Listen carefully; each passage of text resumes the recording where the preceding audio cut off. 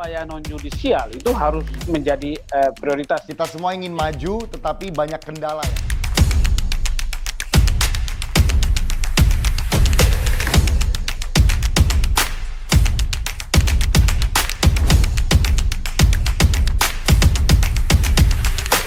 Saya mau nanya mungkin ke Pak Frits ya, dari aspek humanis aja deh, aspek terhumanis aja nih. Kita jangan ngomong masalah hukum dan lain-lain. Menurut Pak Frits, apa sih yang menyebabkan banyak pelanggaran HAM di Papua dan Papua Barat menurut Bapak? Ya, pertama ini soal pendekatan ya. Soal pendekatan yang kemudian memicu terjadinya Papua itu bukan wilayah konflik, ya. Tapi Papua itu wilayah rawan konflik. Sehingga kalau pendekatannya salah terhadap komunitas, terhadap sebuah persoalan, itu dia kemudian bisa menjadi trigger. Pendekatan itu bisa menjadi trigger untuk memicu sebuah peristiwa menjadi kasus kekerasan. Jadi dalam konteks Papua, pendekatan yang harus dibangun oleh negara. Karena dalam konteks hak asasi manusia, negara itu pemangku HAM, pelaksana HAM. Negara itu pelaksana HAM, sementara warga negara itu pemangku HAM. Jadi pertama itu soal pendekatan. Yang kedua itu soal bagaimana melaksanakan undang-undang dalam konteks otonomi khusus. Itu undang-undang harus bisa dilaksanakan turunan dari undang-undang itu. Nah, saya pikir itu dua poin penting ya. Tentu kesejahteraan, kalau dua pendekatan itu bisa dilakukan dengan baik, kesejahteraan menjadi kata kunci. Kata kunci kesejahteraan dari aspek ekonomi maupun aspek infrastruktur itu menjadi jawaban penting bagi masyarakat Papua. Jadi begitu Bung Jo, dua hal itu menurut saya dan pengalaman. Jadi, itu tadi ada kata-kata bagus ya, ini bukan daerah konflik, ini daerah yang rawan konflik, yang selalu pendekatannya tidak sesuai dengan orang Papua. Pendekatan penyelesaian masalahnya dianggap intimidatif atau salah lah oleh rakyat Papua. Jadi mungkin pengertian yang lebih dalam terhadap rakyat Papua ini dan juga cara bersikap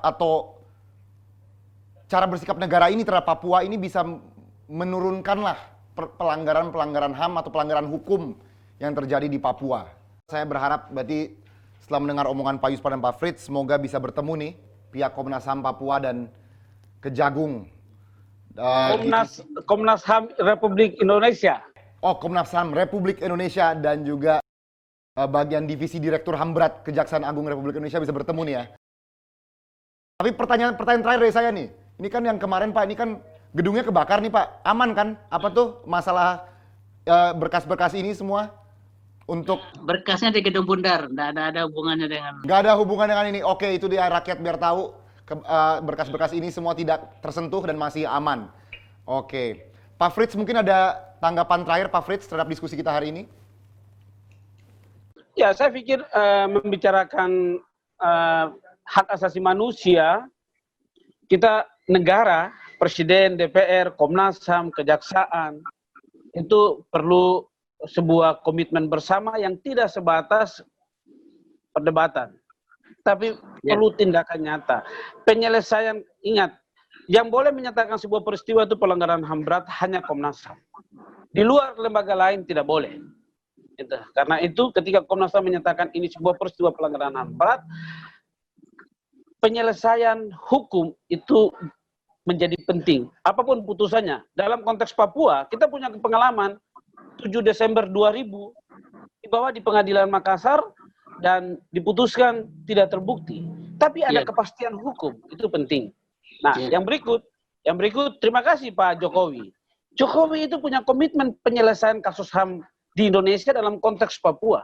Jokowi sudah memanggil Jaksa Agung dan Komnas HAM, Menko Polhukam, untuk penyelesaian kasus-kasus HAM. Untuk apa? Demi kehormatan negara ini. Tapi tiga lembaga ini, karena itu saya bilang, kita membutuhkan sebuah opsi teknis hukum untuk penyelesaiannya. Jadi koordinasi itu harus terus-menerus dilakukan. Jadi Presiden sudah memberi advice. Nah, masa kita tidak bisa berkoordinasi untuk mencari terobosan hukum dalam penyelesaian kasus-kasus ini? Nah, Kita karena itu, wujudkan koordinasi itu, Pak. Kita Ya, wujudkan koordinasi itu nanti. karena itu saya setuju, Pak Yus akan melaporkan Pak Jaksa Agung, saya akan melaporkan Ketua Komnas HAM, dan kiranya Profesor Mahfud MD sebagai Menko Polkam yang kebetulan sekarang ada di dalam kementerian kabinet ini dan memiliki posisi strategis. Jangan-jangan Iya. nanti setelah keluar kabinet baru Pak Prof bicara banyak lagi. Nah, ini kesempatan Pak Prof Mahfud MD itu menyatakan komitmennya untuk memanggil kami kembali untuk duduk bicara dan penyelesaian kasus HAM berat. Saya pikir itu. Terima kasih. Tidak hanya kasus HAM berat, tapi kasus-kasus HAM lain di Indonesia dalam konteks Papua juga. Makasih, Bung Jo. Ya, terima kasih Pak Fritz, terima kasih Pak Yuspar bisa hadir dalam diskusi kita hari ini di channel YouTube Unofficial Indonesia. Semoga masalah ini bisa cepat dituntaskan, bukan cuma untuk image Indonesia, tapi juga untuk keluarga yang terlibat, keluarga korban bisa mendapatkan, ya bukan penutupan ya, tapi sebuah kejelasan lah atas kasus-kasus ini. Ya, terima kasih Pak Fritz, terima kasih Pak Yuspar.